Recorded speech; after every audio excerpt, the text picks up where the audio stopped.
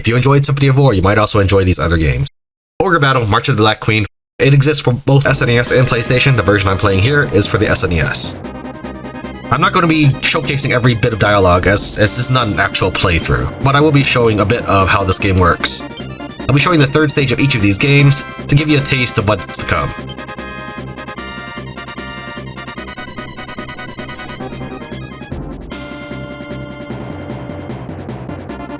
Write it out. Icon best at the bottom right, that says that my current strategy is do the most damage. I can do leader, strong, or weak. When I first started this script, I started writing the things that Ogre Battle does better and Symphony of War does better, but I thought this sounds very antagonistic and it's not what I want to do. So rather than doing that, I'll just play the game and let you see for yourself. And some of these things are of course subjective. I think it's good that the enemy boss squads replenish their troops immediately. So if you kill, say, their entire front line, the boss squad, it's his castle. He just draws more frontline troops. It's really just resurrecting his guys. But why should that castle only have 2 guys on the front?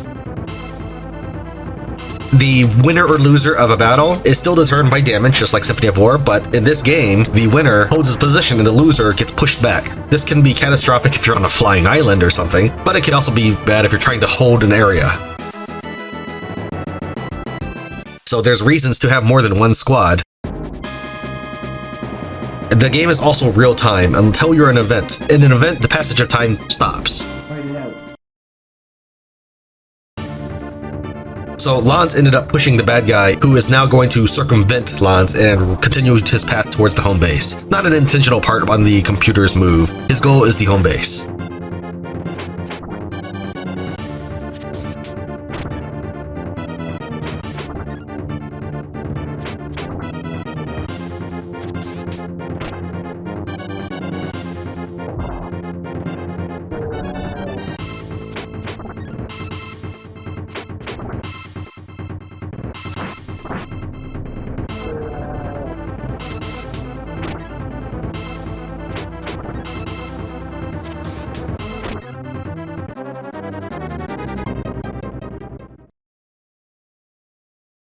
Alright, we're gonna hit pause immediately. We're gonna zoom in. And Lance, we're gonna go ahead and... he's still good enough. We're gonna put him back into the battle. So I told him, hey, I want you to go back to that town as soon as you can. Write it out. Now that skull icon, that means that the leader has been destroyed in that team, and he's gonna automatically retreat back to base to resurrect his leader. He cannot accept any commands. The same thing happens to you, but you can actually reassign in your squad if you have somebody who's eligible leader. You can say like, okay, you are now the guy in charge. What are your commands? You are probably not going to get the best ending if this is your first playthrough, because there are many things that just you will never see ever unless you're doing something slightly obscure, such as making sure every character talks to the boss or something. And if you miss one of these things, you might lock yourself out of what might be the best ending.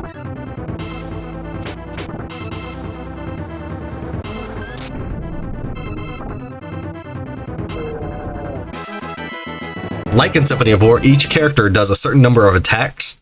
So a knight might do 2 attacks, or 1 attack. So we take a look, edit, see formation. No, that's not it. I guess we'll just go to the main menu. Edit units, view status, and let's just go to any one of these. So here's our reserve bank. Clark, we can see here that he would do 2 slices of the front row, or if he's in a back row, 1 slice.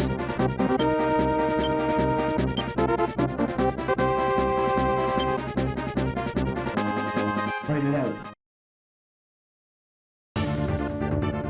Each team can consist of, not counting the leader, 4 small units or 2 large units, or a mixture of those. So let's go and try some of these cards. Let's try the Emperor card. What would that do? I'm gonna assume our attack went up as a result of that.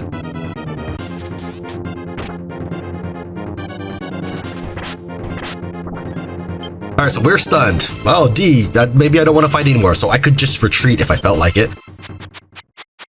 And so, rather than continue to get walloped on, we could just fall back. Lance has finished moving. Let's go ahead and tell him, you know what? You guys have had a tough time. Why don't you head back to base for now, and we'll figure out what to do with you then.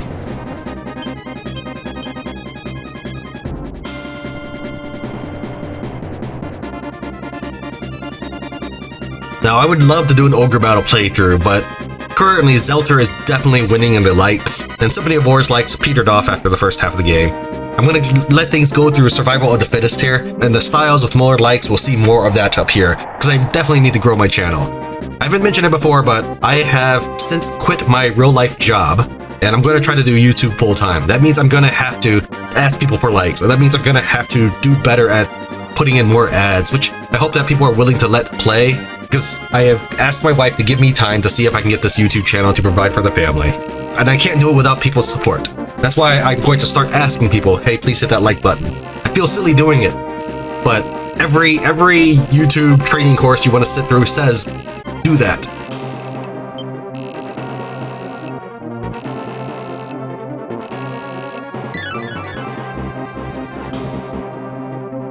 Again, I know I'm skipping through the text, but basically what I've done is I've hired a dude from the field who has a relationship to the boss.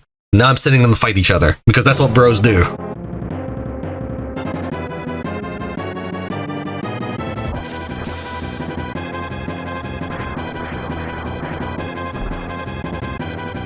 No, I'm going to throw more tarot cards in this battle.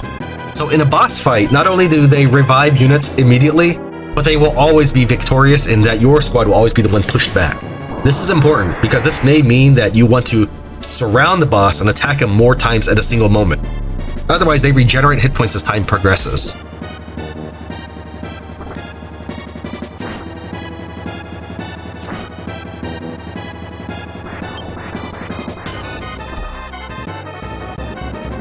Tower doesn't work on flying creatures.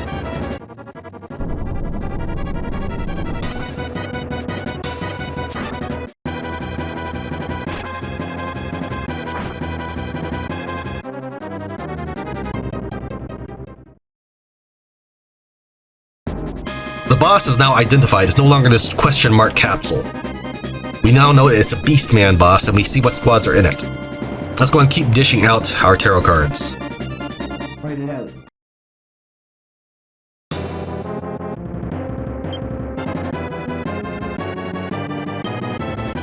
Let's see what Hierophant does.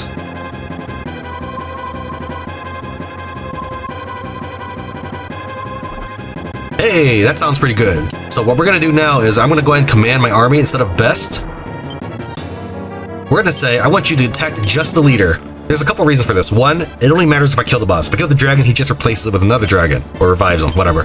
But second, I don't think I want to wake up the dragons, right? Let sleeping dragons lie.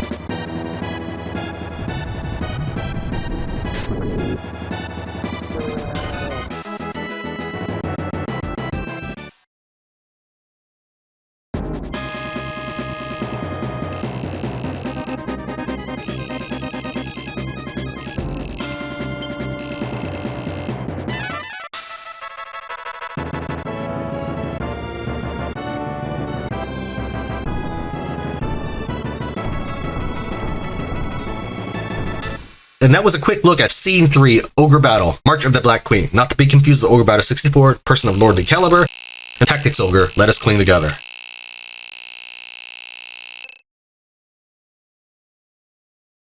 Here we have Ogre Battle 64, Person of Lordly Caliber.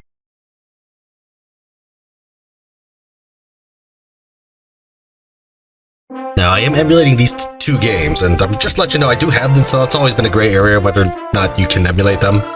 Doesn't matter. Ogre Battle for the SNES can run at least $1,200. Ouch. That costs more than my entire YouTube channel. That kind of hurts. Ogre Battle 64 costs $300.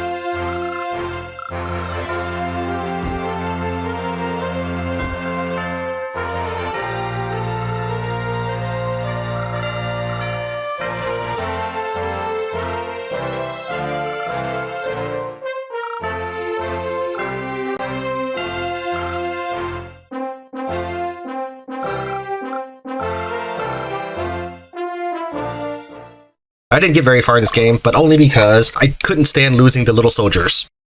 Maybe that'd be a good playlist for this channel.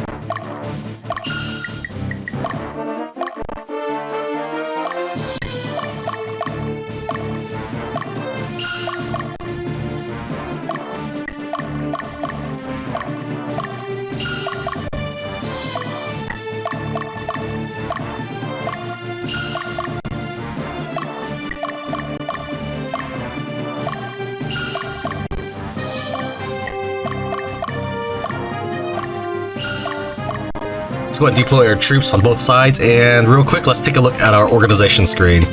So this is our army management panel. You can see everybody that we have, such as these are the formations we've already deployed, and Leia's army just joined us. We can also see that it says autonomous in the top middle. That basically tells us what kind of AI we want her army to use. So in battle, she's just going to be autonomous, meaning each unit will make its own choice. Again, we're just showcasing things, we're not trying to min-max stuff. I never did get very far in this game because there are these little soldiers meant to be cute and everything, but whatever. And when they lose a third of their hit points, a soldier dies, never to be returned, nothing so I couldn't take it. That's why I always try so hard to keep my people from dying in these games. Can't stand it.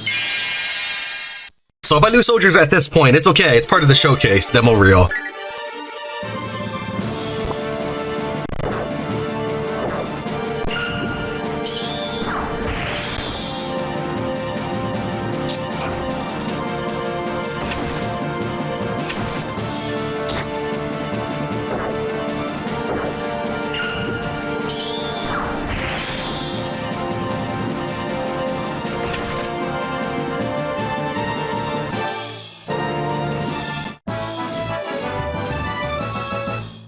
Squad facing really matters as far as formations goes. So if an enemy is facing east and you are attacking them from the west, meaning you're attacking them from behind, their back row will be in the front, and their front row will be in the back, meaning that their squishy mages and clerics can be right in your face, right for the plucking.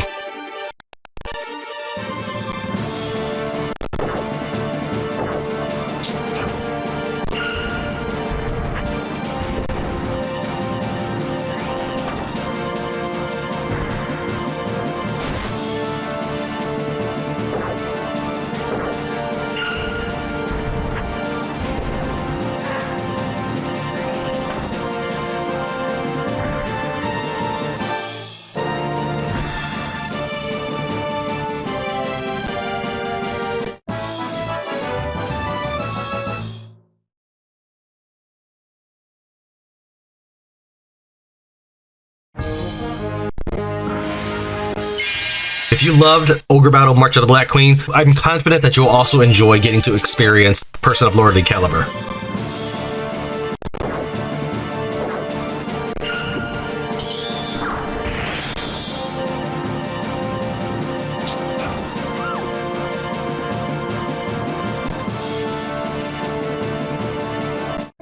Alright, so right there, the soldier just promoted into a character. So this is how you create new human characters, is you take your squads of soldiers, get 100 soldier XP for that leader, and then that soldier will become a male or female human character depending on the leader's gender. You get 2 soldier XP per individual soldier per win.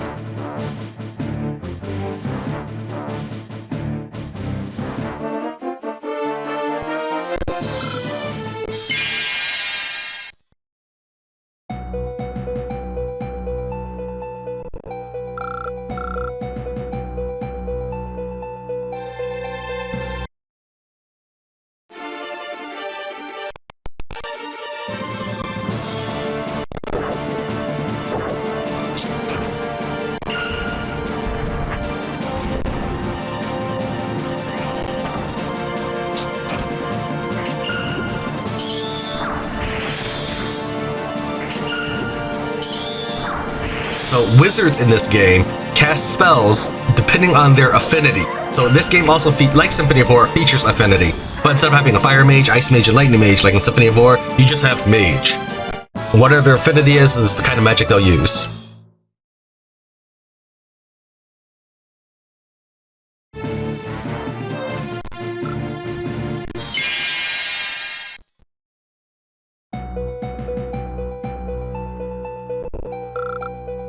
Now, the character who speaks here can be anybody. It doesn't have to be Dio, a named character. It could just be, just one of your generic army members.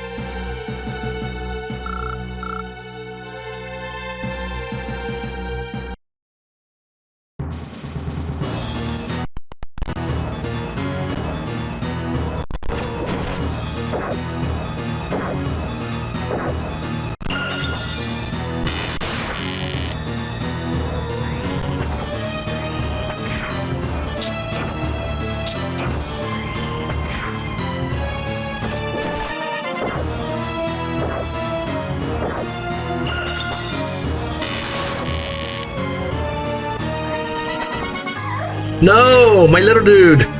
Should have retreated. Deal, you failed me.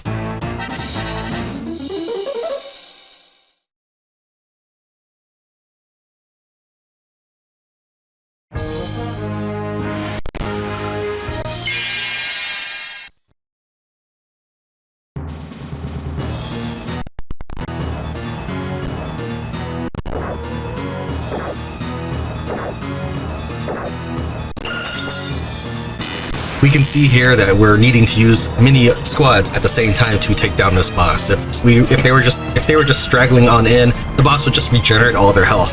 So this gives it that boss style feeling rather than just another squad you're dealing with.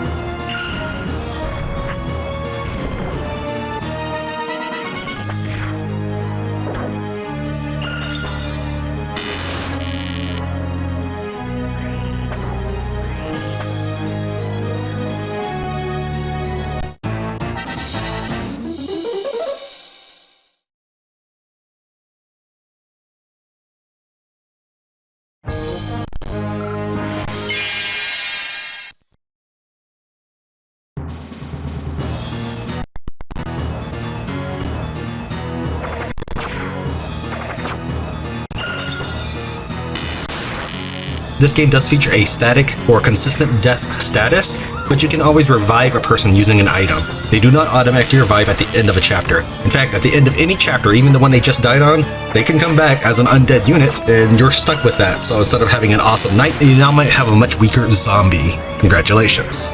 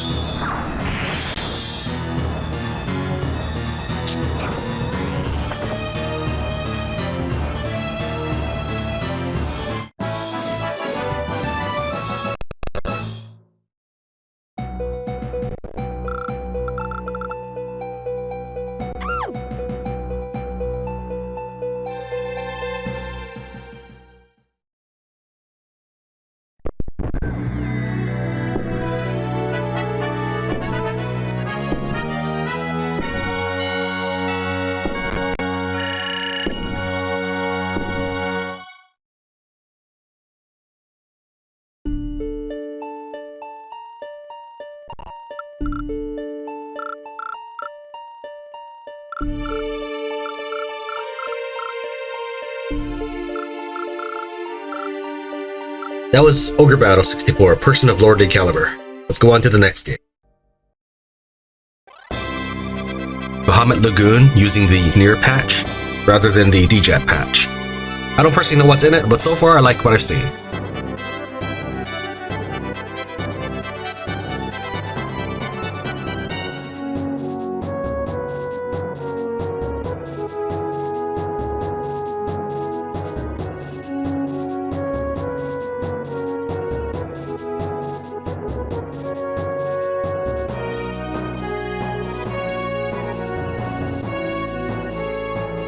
All potions are named drugs still, so that's still a thing.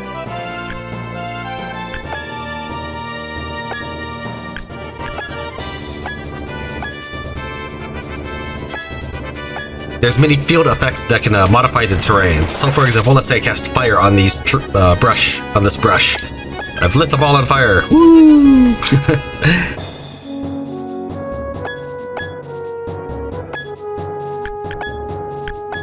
You can also, so each party has a dragon that accompanies with it. You can tell them to come, go, or wait.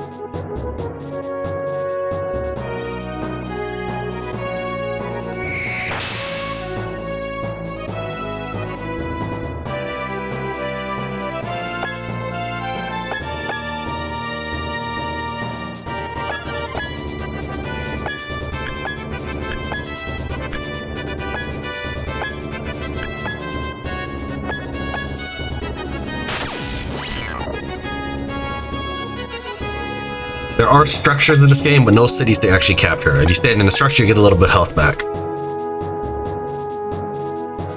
Your dragons would change appearances as they develop stats, and they don't really all look dragon-like. It's probably best to think of them as some sort of gigantic Pokemon instead. In fact, some of the appearances can be downright disturbing. This game was made by Squaresoft, so some of the assets may be reused in Final Fantasy games.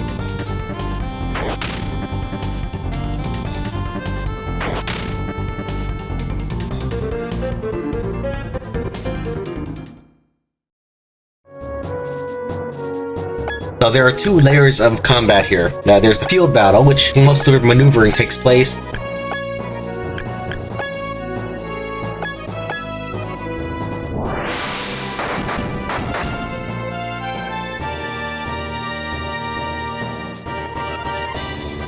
And then there's direct one-on-one combat when you're adjacent to an enemy.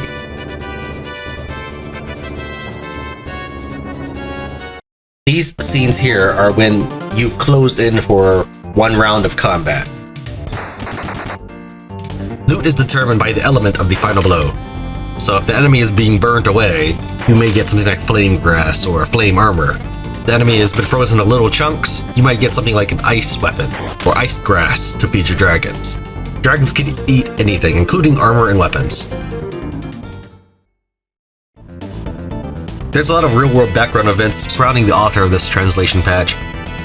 That is beyond the scope of a video like this. I would say that if this improves your ability to enjoy Bahamut Lagoon, and you've never known about this person beforehand, it's a net positive, isn't it?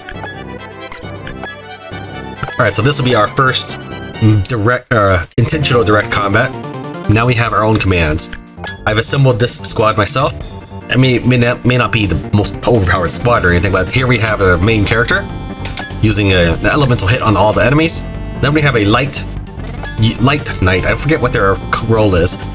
But they improve your ability to move on the battlefield very much. Meaning, like, if you just put any of these light knights in any formation or squad, they can go from moving of 4 to 5 or whatever to something like 7. Or just across the entire map when they get really powerful. And then we put in 2 heavy weapons users, just for the sheer damage. We'll see if anything survives this, though. Before engaging in battle, we had our summoner cast a strength enhancement spell on this team. They were pretty much going to destroy anybody they laid hands on.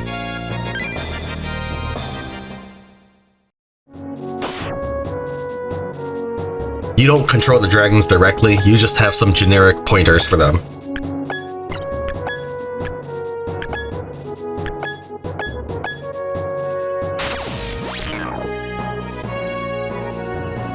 Now, a number of people have said that my microphone quality is bad. I'm not taking any offense to it. I don't know what to do to make it better because this is actually a very expensive mic. And I've tried looking into it, but I don't know where to start. So if you hear a problem or even see a problem, you're welcome to let me know and I will try to fix it because I want to take this channel places and I could use your help to do so. It's not, these are not naysayers because people have mentioned it more than once. So there's got to be something to this.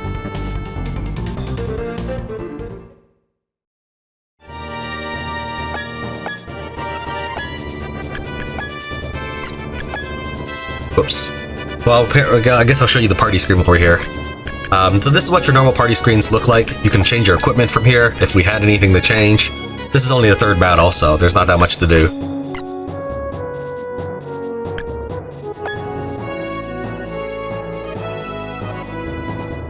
Oh, that's nice. Thank you.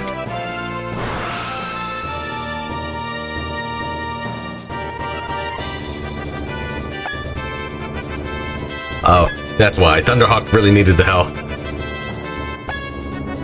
But the dragon decided to heal everybody, because it's not like it would diminish the effects of the heal spell.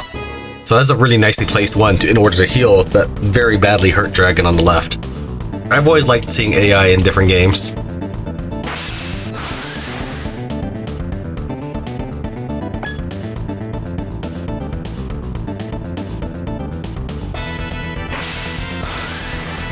And of course, the enemy is always happy to pelt you with spells from afar. Given that the enemy tends to be higher level and more numerous, this damage can add up.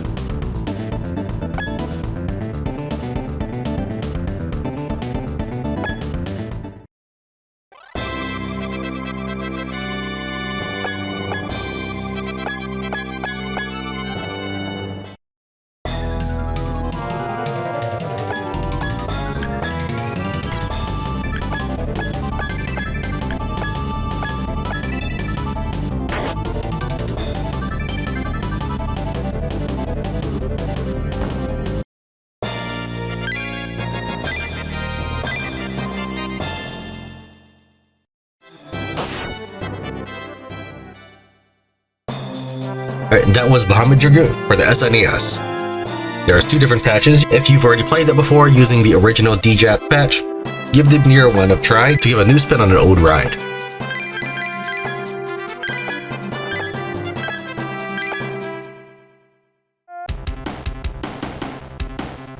This next game is called Warsong for the Sega Genesis. It's also known by another title, Langrisser. It is available on Steam for $50, 1 and 2 combined.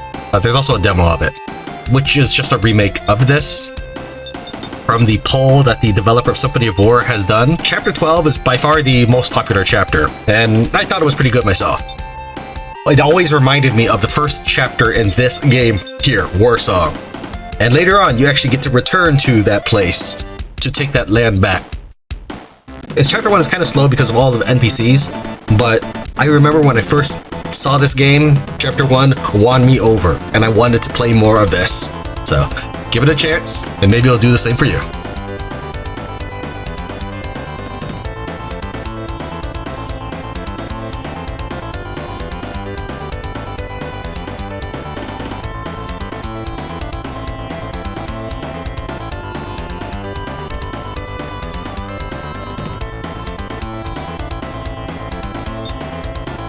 Alright, so this game, rather than having squads in the same tile, your squads are basically strewn out in the field. So I have all these guys right here, and I can't move them if I felt like it. So I could move this dude right here if I wanted. He's also out, he's just barely inside my sphere of influence.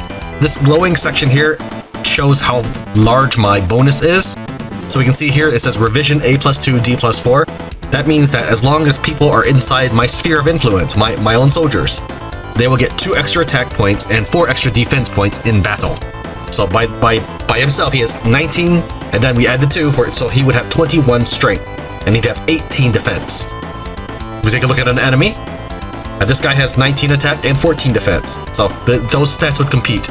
The number beneath it is their hit points. When it goes to 0, that unit disappears. In this version of the game, there is permadeath. I've heard that for the remake on Steam, it's not permadeath. So I don't know. I have not played it myself and I haven't seen anything about it.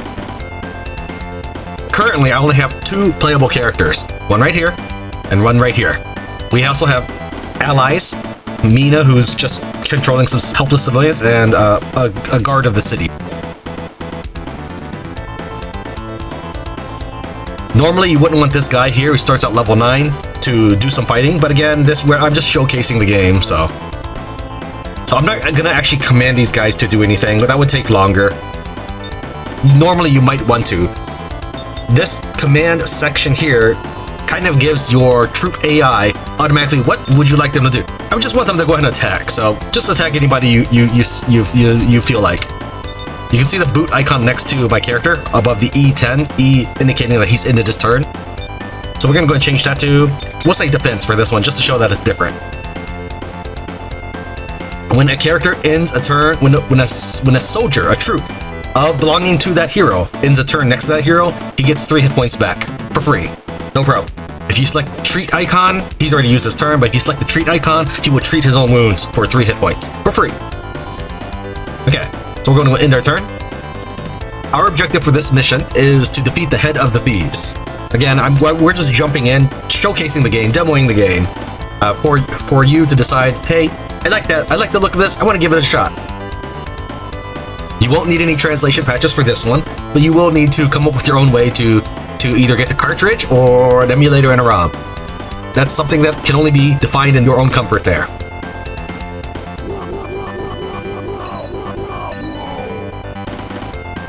In this game, combat it's flip-flops. The attackers on one side, defenders on another.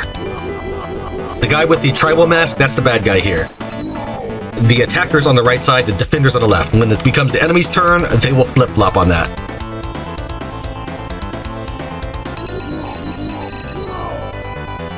Your heroes, you can decide what kind of troops to get. Because my Garrett, the protagonist, is a tier 2 lord at this time, I could have made him a knight instead, but I went with the lord route just because he ends up as a king. If you go with lord route, a king being class doesn't have actually any impact on the story. But because I went with the Lord, he can have archers and soldiers. If I went with a knight, I think he'd have horsemen and soldiers, so I could decide what kind of units I'd give him.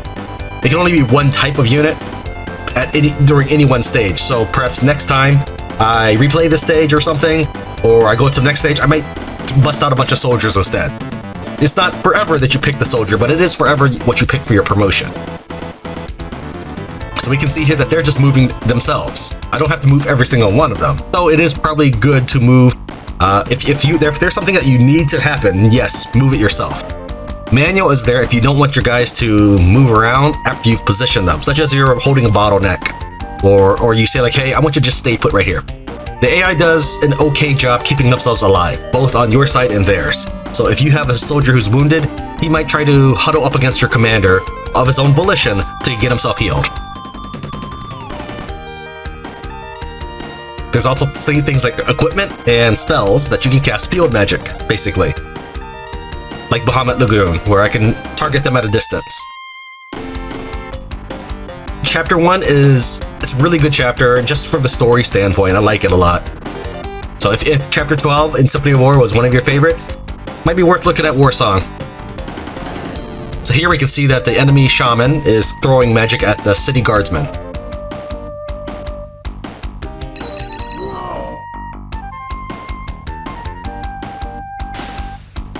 Little bars that are filling up, those are experience bars. Enemies can level up in the middle of battle. You will notice this during level 1 or during the first stage, especially if you're trying to kill all the enemies like I did. If the enemy gets enough levels, it makes it tougher to kill them.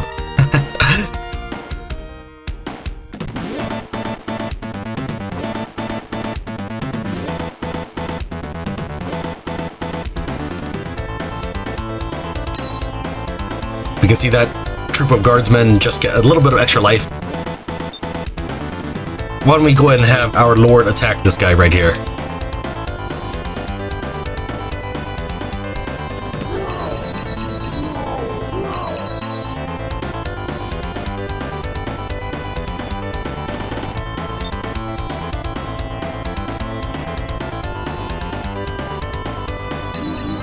Remember that there is permadeath. So if I were to lose, say, this knight here, he'd be gone for future chapters.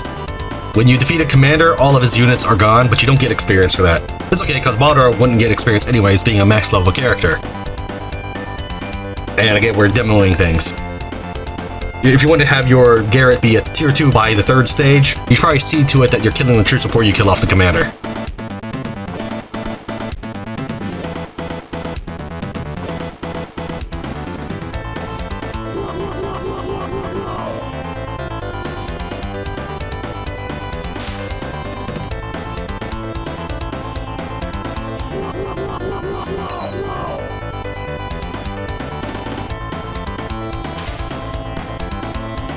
So allies are very good at feeding the enemy levels. I will tell you that.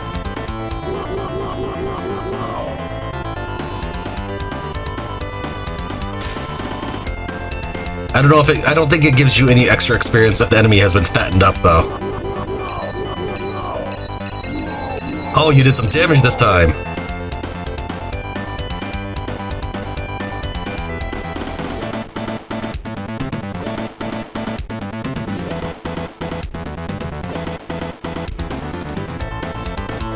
Yeah, you just huddle up inside that house.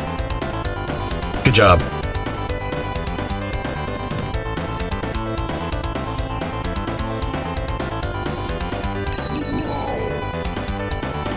So in this game, soldiers do well against archers, perhaps because maybe they have shields? I don't know. I'm just telling that's how that works. They get a bonus to archers. Archers get a bonus to horsemen. I would think normally they'd be different in kind of a tactical game, but who knows? You can rationalize anything you want. I'm just telling you this is how it works in the game. And horsemen have a bonus against soldiers. And there's also counterattacks. So if 10 of these barbarians were to attack a single horseman, every single barbarian that is taking a swing at that horseman has a chance to individually get counterattacked by that horseman. So one horseman could still kill 10 barbarians, and then he gets his own attack as well. It's not really a far-fetched thing. A lot of people say that has happened. especially when you consider that your horseman that you're getting is going to probably come from Baldarov, who is a level 9 swordmaster, who cannot get any experience. So yeah, I can see that happening.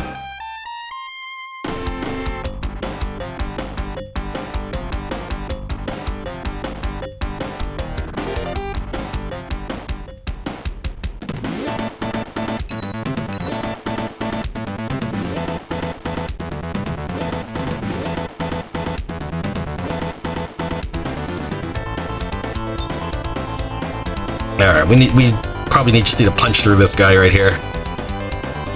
We're going to have this guy attack. If I can just select the right one.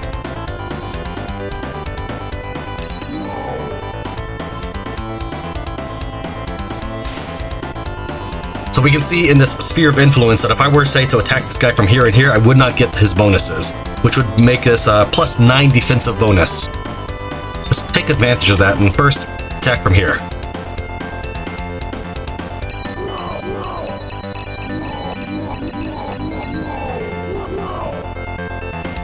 And we'll move him. In fact, we could just as easily move him in for the kill, so let's go ahead and do that. I think he's dead, man. I think he's dead.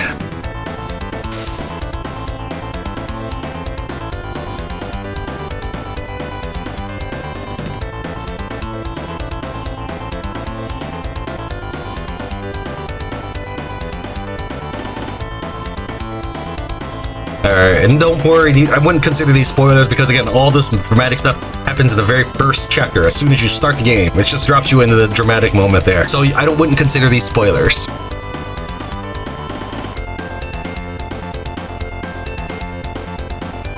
Points are used to buy soldiers, which I do not believe are redeemed in any way, whether or not the soldier has been defeated completely or recovered at the end of battle.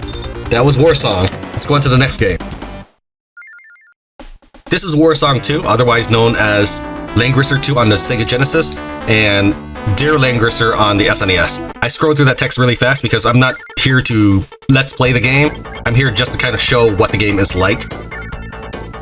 We have speed boost that I picked up from level 2. Our characters are totally kitted out, so there's nothing here that we would need to buy. This is new to Warsong 2 or Langrisser 2. Oh wait, I need to assign troops. You don't normally want to assign max troops because that costs you resources, but since I'm just not going to continue after this, we're not going to worry that much about wasting money.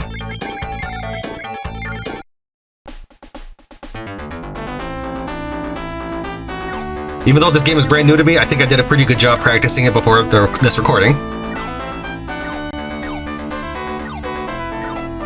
I really like not having to command every single soldier, just because a lot of it can sometimes just be moving around in formations. So the game can take care of that for you if you choose not to move that individual soldier.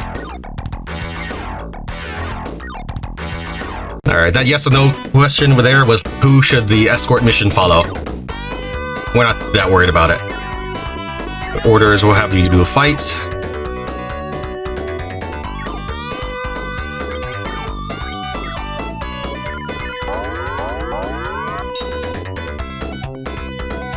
Orders, go to fight. Just charge in there. We're good. Alright, so we're gonna end our phase, and now the AI will take care of moving my soldiers for me, and then I'll move the ally itself.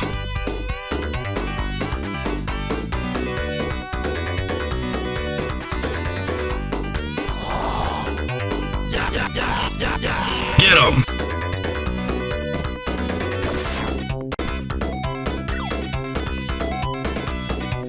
There are some differences between this and the SNS version. I think at the conclusion of this mission, and then the SNS version, Scott would leave. Again, I've not played this before. It's just stuff I looked into the games that I am about to record. One of the reasons why I'm showcasing the Genesis version, which has a little bit less content, is because both the Genesis and the SNES versions, to play it in English, you're going to need translation patches. And the translation patch for the SNES version does have, from what I've read, quite a bit of profanity. So, because I am just showing you a slice of the game, the Genesis version works just fine for that.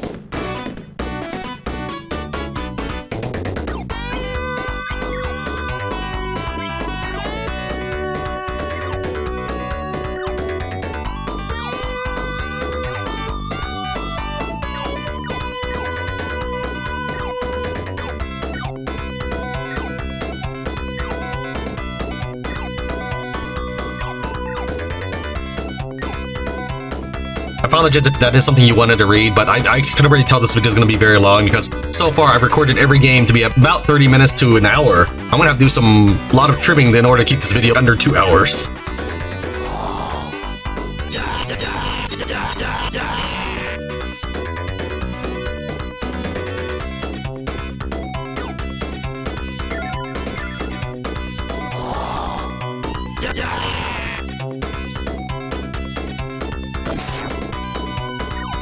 I would probably want to try to play Ogre Battle 64 or Langrisser II because I have not yet played those, so those will be new experiences to me.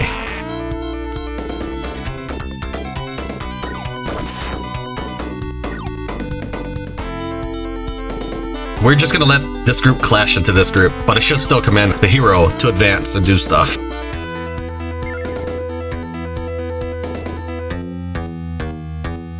Yeah, let's go ahead. It should be okay. The Warlock takes a lot of damage when he gets in a fight. But fortunately, there just weren't that many bad guys. Normally when he gets in a fight, he'll take like 4 damage. Right now the game's automatically take care of Riff Raff for me. Obviously he's not going to be as good as the player. This is fine.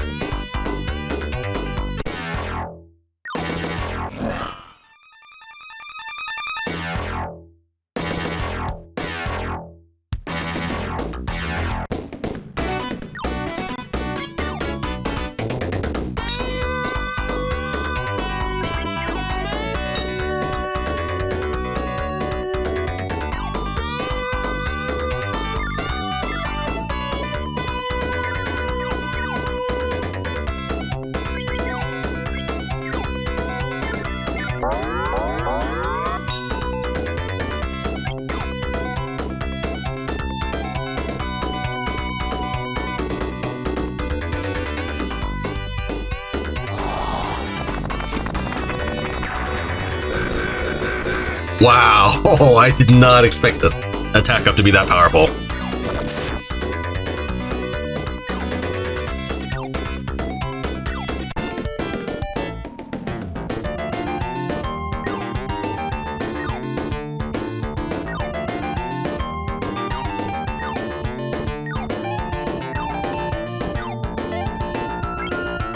So we have a choice of what we can class change them into. These choices are permanent.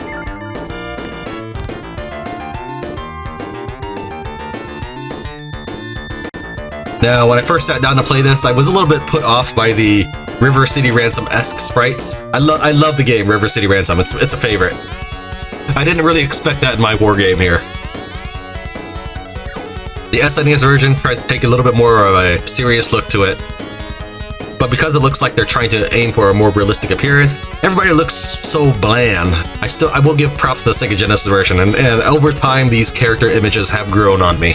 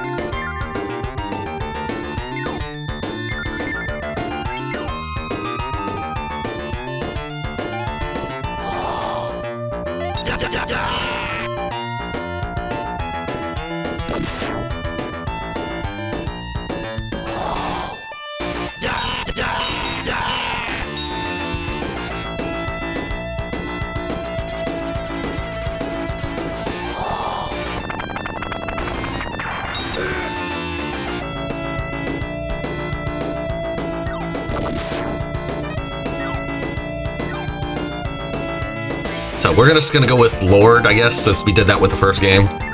I'm not putting any real serious thought into this.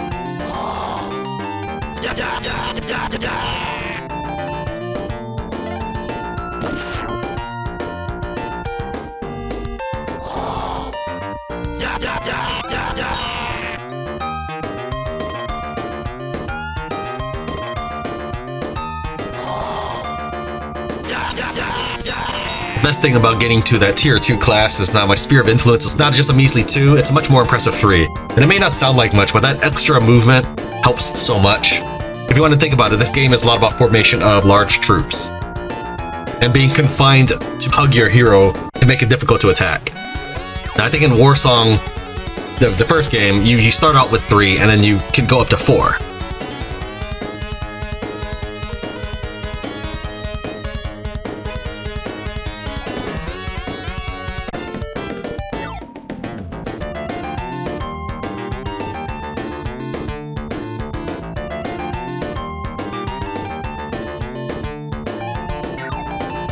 Let's see, the guy took up the spot I really wanted, but that's alright.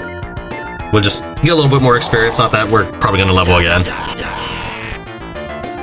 Just go for the commander here.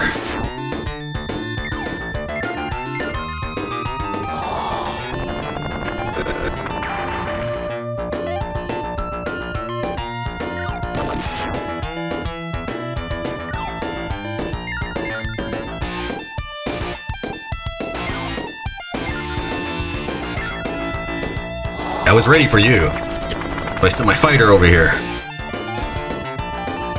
Those fights are a little bit more even because Scott is not the protagonist. He's only just joined us recently. And that is the head boss right there. You combine my weaker ally with a stronger enemy, and these are the results of the battle here. But that's okay. As soon as Tran is done fighting all of those platoons to the northeast, we'll turn around and fight Zoram.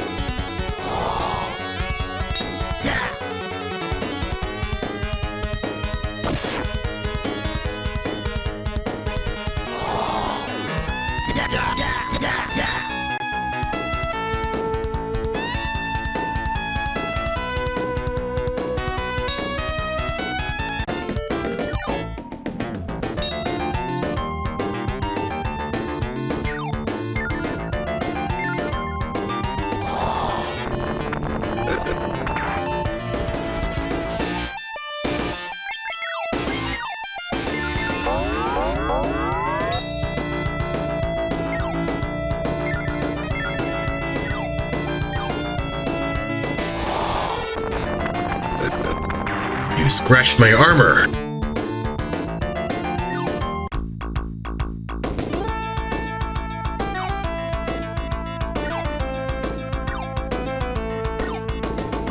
So he's got an impressive 40 in stat, and we're just at high 20s. Surely we'll never survive this.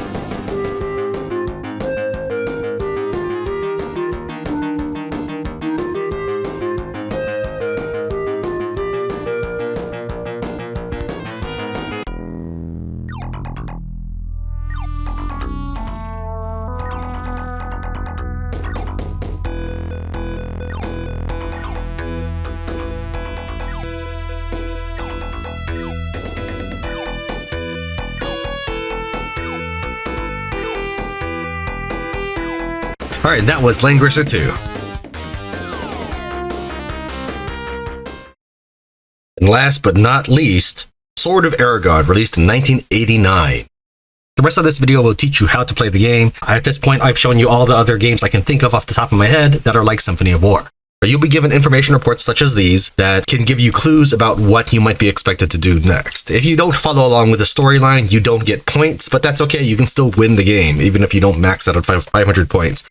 Realistically, I think if you wanted to play the game, my biggest advice for you would be to ignore score entirely and play the way is fun for you. So if you want to become a warmonger and conquer everybody so that you control their cities on your own, do that. But in this case, just to kind of show you what this game is like, we're going to go ahead and follow the storyline just for this one segment. So, to the west of us is Marinia. Yeah, Marinia. And the knight captain was just discharged. He's like wandering. Now he's kind of like he's just a traveler at this point. So let's go ahead and send our troops over. So we're going to select 1 through, and why don't we say 1 through 12 and 15 through 17, like that. So we will be leaving behind 3rd mage, 4th mage, and infantry's 3rd and 4th. All right, let's take a look. So we're leaving behind 2 heroes. They're called that I've just given them name as a mage because I'm very uninventive, and 2 squads of infantry. You don't really need to worry too much about all these stats until you decide that you're interested in the game. We just know that we have a bunch of heroes and a bunch of soldiers. So we head over to Meridia, and we see that their leader, Malakon, approaches us and say, hey, you should really go back. This is not the best place to head. We say, we want to talk to him. So we hit T to talk. And he says, we will be a vassal to you and give you 250 gold. That's not really a lot. We'll give you 250 gold every month, and a month is a turn, if you help me capture the city. So yes, we accept his deal. And now we enter the city. And it says here, our combined force is met with a group of 200 disorganized militia. Over here is Malakon's forces, and over here are the militia, and this is the town. Any destruction you do to the town is maintained in the overworld field map, whatever you want to call it. Let's go ahead and deploy. Oh, that's too far. Let's just deploy our heroes. Oh, and this is basically the only sound there is. If you cannot handle old games, this is definitely not the one for you. But if you can deal with it, this is a fantastic game. At least I personally think so. I wouldn't be recommending it otherwise.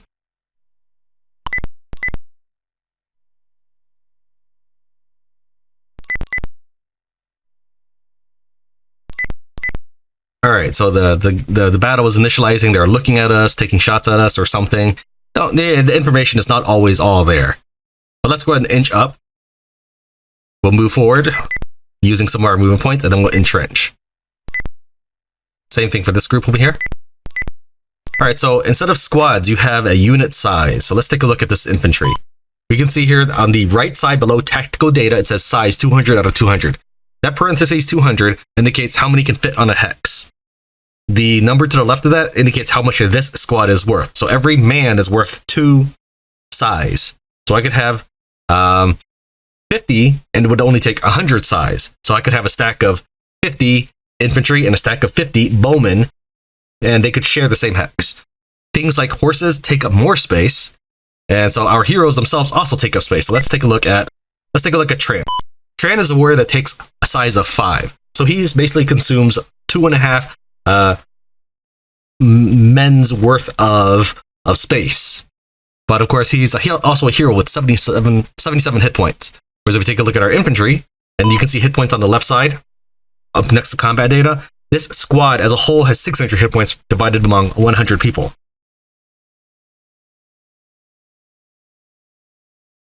All right, let's go. Since our infantry moved forward, why don't we inch our bowmen up a bit and take a look?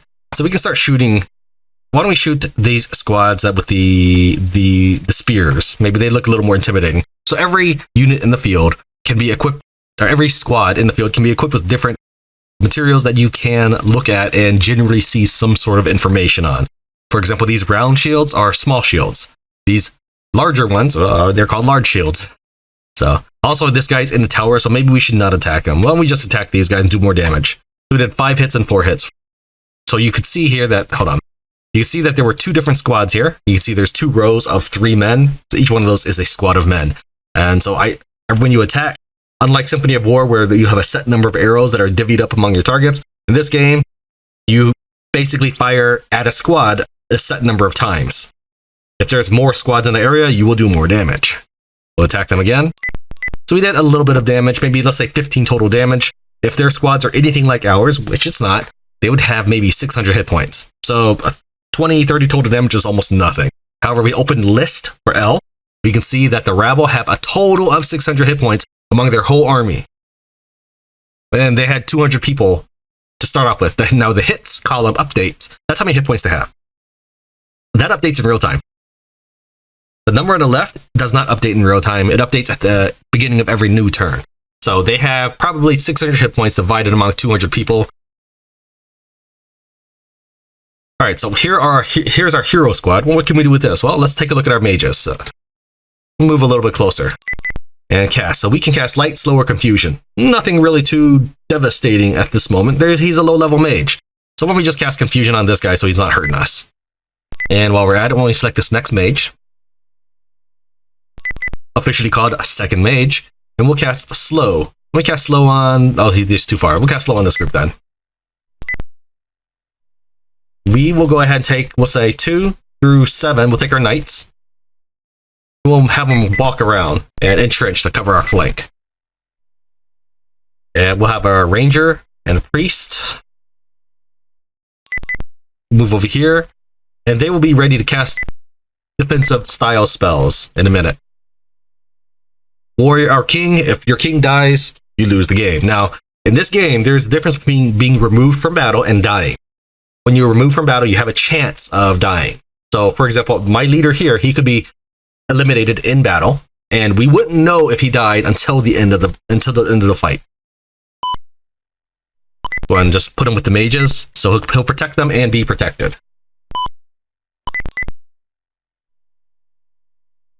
So now they're taking shots at the closest units, which are the entrenched infantry, while Malakon's cavalry are rushing in. Move forward again, entrench.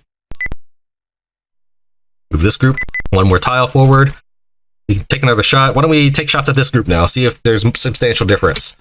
10 total damage, which means the other squad did not take any damage. So the tower did offer them some protection.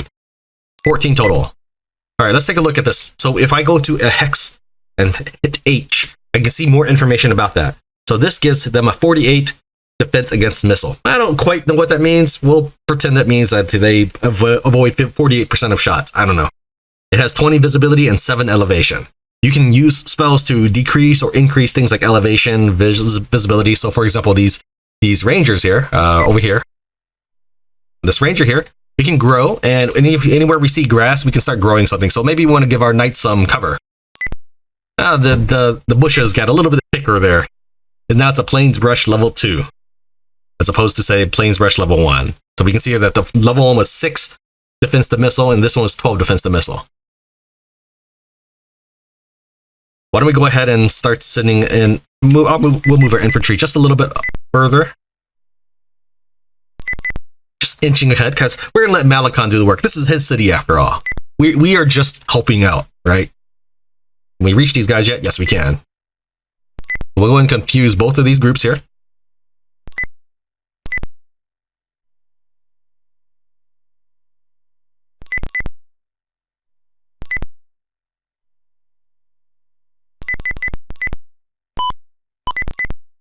Link up with Malakon's troops.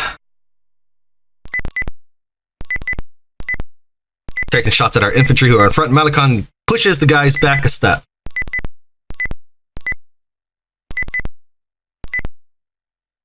And they managed to clear the tower. So now let's go and start opening up more arrows on them.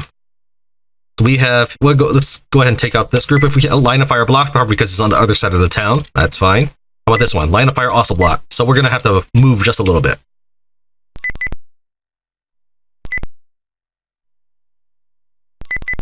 Probably should have moved up left. That's fine. Let's go ahead and we'll take this infantry. And we'll have an infantry to infantry head-on collision. We can do hand-to-hand combat, charge, or overrun. Overrun is good if you want to save some movement for the next group. I'm going to assume that charge results in you taking a little bit more damage to do some more. So we're just going to do hand-to-hand. Alright, so that was dealt with. We want to make sure that they're not going to have any bright ideas about our archers. We'll go ahead and position over there. Protect our mages and our king. And the priest could be in the same squad, but it's fine.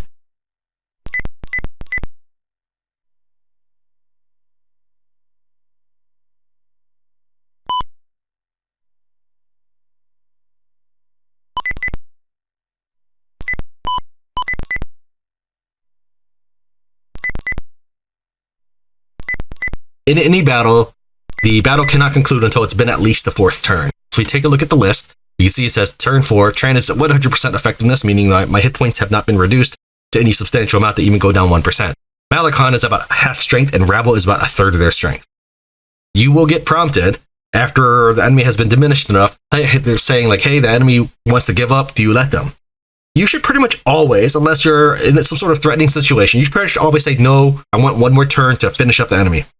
The reason is you'll get more experience and gold the more damage you do. Whatever there says for their gold, if their gold, their percentage of effectiveness determines how much gold they take away. I can probably reach these guys now, maybe? Yeah, because I went around the buildings.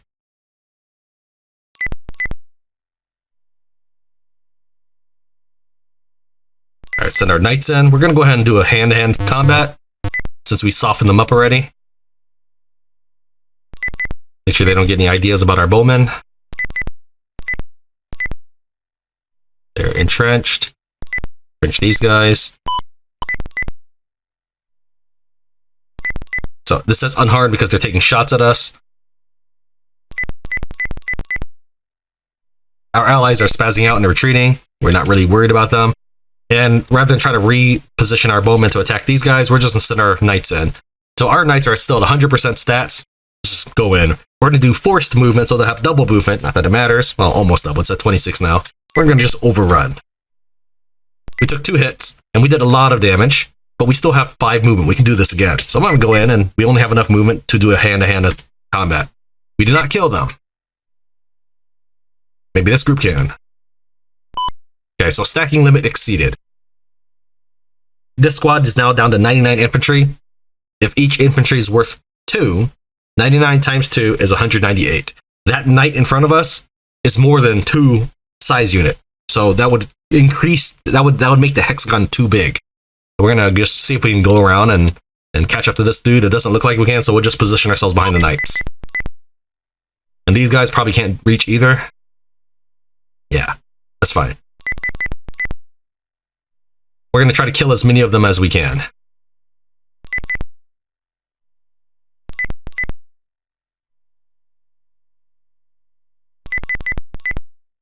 And this group has already... No, this group has not moved. So if they can get out of the tower, I might be able to take shots, but it's fine. We'll stay in here, and now we don't have to go around building.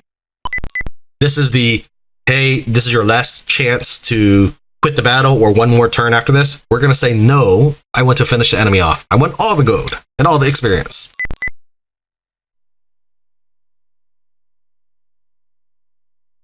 And of course, Malakon is just spazzing out as normal. Yep, eliminated them. If we open the list, we can see that they supposedly have a number of 10 soldiers. As I said, that number, that left column does not update, but the right column does. They have 0 hit points left, so they're going to be at 0% effectiveness. I should get all 465 gold at the conclusion of this battle. So we're going to hit next in my turn. We got 265 battle score points. We lost 1 of our 2nd infantry. That's to be expected. And because of our famous battle, we ended up getting a random hero. So we'll call this one 2nd Ranger. We have liberated Marina, and we get 10 points because we're following the storyline. There's no storyline like a novel or anything for you to read. You just basically have to look at a clue book or something. Otherwise, just play. Don't worry about the storyline. The first time I played this, I conquered Marinia. I just went there and destroyed it. I didn't find Malakon and ally with him. So now his color is a nice dark blue to indicate that it is an allied city. I don't have control over it. This is the only information for the city I get. It's a vassal status screen. You go to the city and hit C. This is our city. You can look at this. We can see that we can do things such as develop, conscript, and tax. I'm taxing them about 30% right now. That's what you start the game with. You can tax less than that if you want, but I just needed the money now because we're not going to keep this run. Their long-term happiness isn't that important to me. If I wanted to conscript units, I would lower the population of my city, which is 1,500 people, and add to the recruits, which is on the left column. It says recruit 27 plus 1. That means that over this last turn, I get 1 additional recruit. So this would reduce my population, but increase my recruits and also reduce my morale. I can go to the develop screen and start spending money to make my city better. Agriculture, stuff like food, you don't really get food during winter months. Winter months also don't walk around. You'll probably die because of bad weather. Think of it like dysentery and Oregon Trail. So on the left column, I'm producing this much income. And on the right column, that's how much I'm taking as my 30% taxes. So for example, there's 600 gold for lumber. So I'm taking about a third of that in taxes. In the third column, development, that is my level of that enterprise. So for example, in mining, I have level 6. For resource, that's the next column over. That's basically how much my city can be capped at. You can actually go over it. It just starts costing you more and more. I still remember kind of by finger feel to hit all of these A, L, M, X, C, S, F. Like X is manufacture because there's already mining. In the game like this, they have to figure out what buttons, what keystrokes do what command. So I still remember MX. I don't know why. So let's say I wanted to spend on agriculture. We'll go and hit A. It says this is going to cost you 340 gold. You sure? I say yes. So now you see spin yes on the right side. So on the next turn, my agriculture will go up. We'll go and end the turn once just to see what it's like. So we're not going to attack the city. It's just prompting us because we are having our soldiers here. We're just going to hit continue. We're not going to attack them. It's okay. They're our allies. And by the way, during this turn, the AI has decided to trigger monsters to attack us. Monsters do not have any rules to follow, meaning that they will not be affected by attrition, like winter months or anything. Even if you had to run your city with soldiers, they won't be affected by that. They just spawn and attack your city. It's just basically a trigger. So we left 2 magi, and they might die, and that's okay. We're not keeping this playthrough. But let's take a look at what we're dealing with. So there's 600 hit points of orcs, and there's 1,000 hit points of me. Our numbers are about half of their numbers, but we have a couple magi here, so let's cast a couple spells. First off, let's get our infantry up to the walls and entrench. We don't want the orcs coming in and pillaging the place. That's an actual thing they can do. And that would lower my city production that, we're trying to build it up, right? We don't want the orcs to mess around in there. All right, so now that we've moved our magi, you can hit A for all or put any sort of string of numbers. We have enough movement left to cast spells. Let's go and cast Confusion. Because these magi don't know anything like fireballs or anything yet. We'll cast, we'll cast Confusion again on the other group if we can reach them. There we go. Both groups are confused. So these are infantry units that I've designed them to be. They don't have any ranged. I mean, money is tight in the beginning of the game. We pulverize them.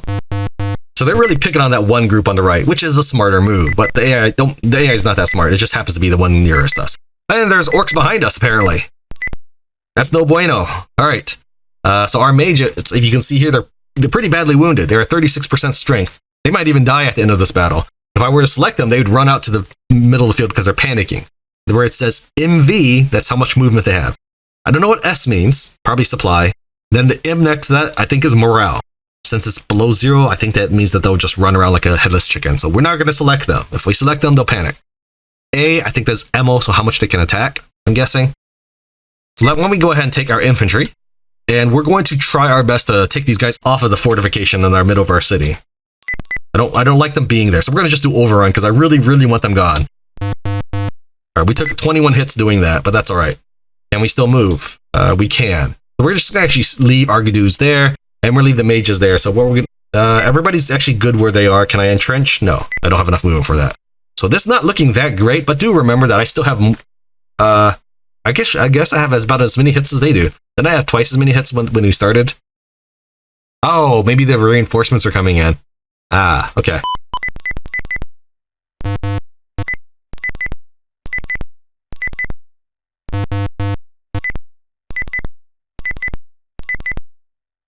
Because even if you can't see the enemy, you see all their hit points. All right, so those guys just pillaged that top square. That's what that brief thing was. So now there's no houses there. Thanks, orcs. Thanks. All right, so there's about 700 left. We just need to continue to defend. Maybe by the next turn, the battle will pretty much be over because we have more victory points. So we can sort of sit here in our houses and be content with that. But you know what? We don't like being bullied around by orcs, do we? No! So we're just going to go ahead and head on out there. And I'm going to have faith that the game is going to allow me to end my battle. Yeah, maybe I'll just die. Either way is all right.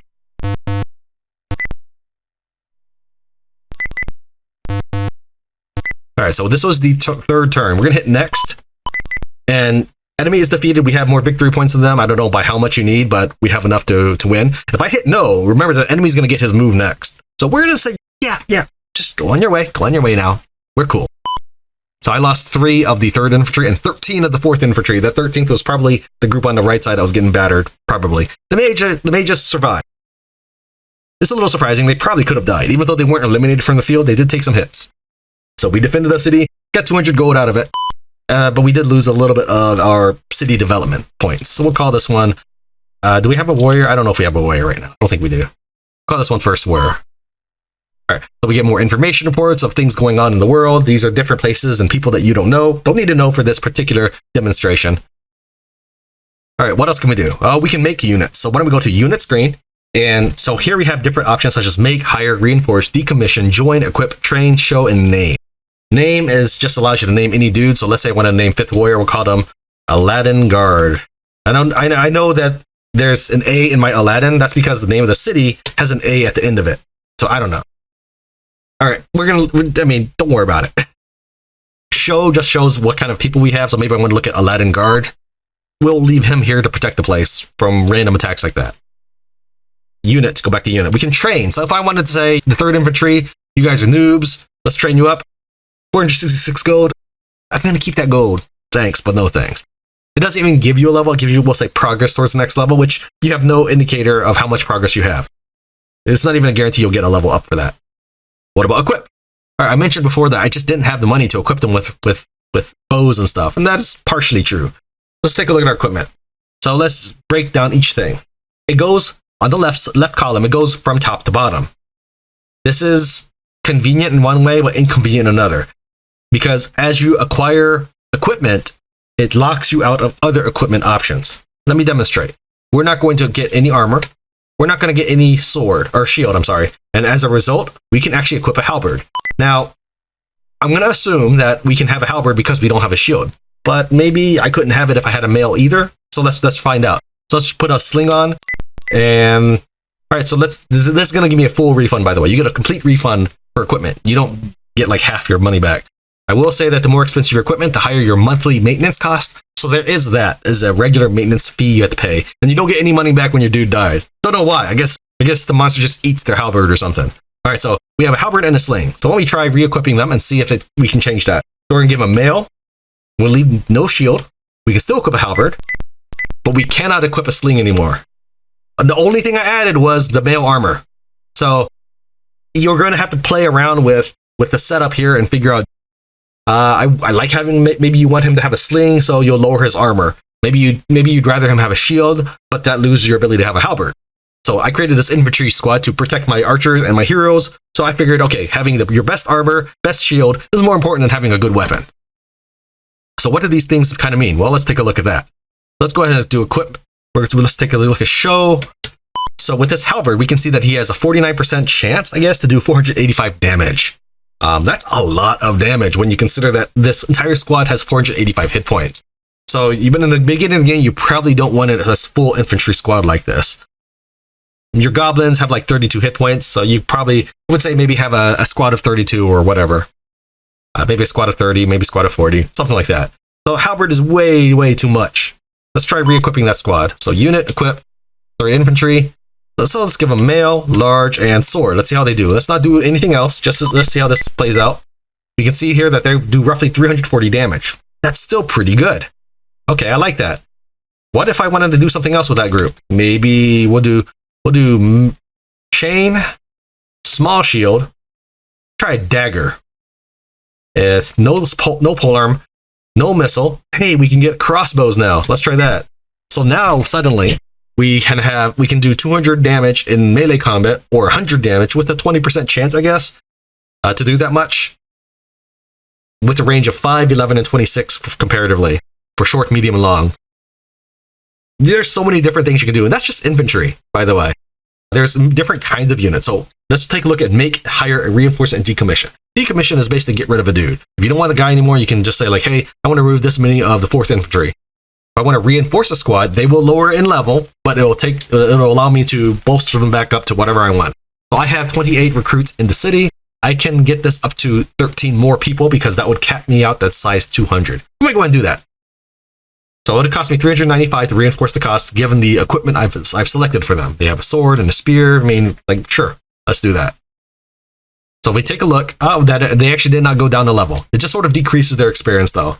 Just keep that in mind. So we'll go and reinforce this to max as well. And we'll go and just give them their real gear back. So mail, large, sword, spear. Yes, there we go. And there's no way you can really finagle that for extra money or anything, because it calculates for every unit. Make and hire. So what are those options? Hire is for heroes. I can hire a warrior, knight, ranger, priest, or mage, and their levels are randomized. So there's really, unless you're trying to save money, there's really no reason to go for a lower level unit than you can get. So if I pick warrior, I can get a level 4. Let's try hire warrior. Again, I get a level 3. So I can probably range anywhere from 3 to 5, maybe. So I keep going through this. So here's a 5th level warrior. He would, of course, cost more. The higher your level, the better stuff you can equip. So a higher level archer can equip things like compound bows and stuff. So make is when we're creating a different type of unit. We can create infantry. Those are the swordmen, spearmen that you see me walking around with. Bowmen, who again are specific walking down that bowman tree. Yes, infantry can equip crossbows, but bowmen can equip more than that. They can equip short bows, long bows, whatever. Then we have cavalry, horse bowmen, and mounted infantry. I don't personally know the difference between mounted infantry and cavalry. It's been a long time since I played this game, but we try making some cavalry with whatever we got left. We'll say 12 units of it. So we can see here that 12 cavalry costs 24 size. Oh, why is that? I thought they were supposed to be bigger because I haven't equipped them with a horse yet. We're going to make this group. We'll call this First Cavalry. All right, let's go ahead and just beef them out with all the trimmings that we can. There's not very many of them, so we might as well. We'll give them mail armor, give them a kite shield, give them a mace, lance, and again, I don't know what I'm missing out on. I could maybe have given them short bows if I didn't do all this. I have no idea. We'll give them a medium horse with chain barding, and this is going to cost me 1,800 gold to equip 12 dudes. So basically, each dude is worth more than 100 gold at this point. Let's take a look at this. So we take a look at First Cavalry. We can see that this group of 12 have 66 hit points. That doesn't sound so hot, but remember, there's only 12 of them. So imagine if I had 100 of them. Suddenly, that goes up to about 600 hit points. All right, let's compare that with our knights over here. So these are our knight heroes. Let's see, info. No. Let's just move them out. I don't think I have full command of options here. So let's just move them towards home. Hopefully, we won't get any random combats. We did. We'll ignore them. So this is a random combat. We already know combat. You know what? We'll just do one random combat.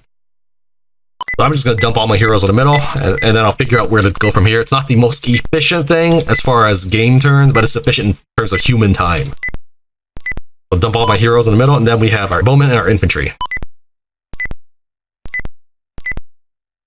We'll just entrench. We'll just take shots at the enemy until they go away. Either because they melted or because they flee. We'll go ahead and get this group to entrench as well. They may not even know where I am right now. So I did get the drop on them.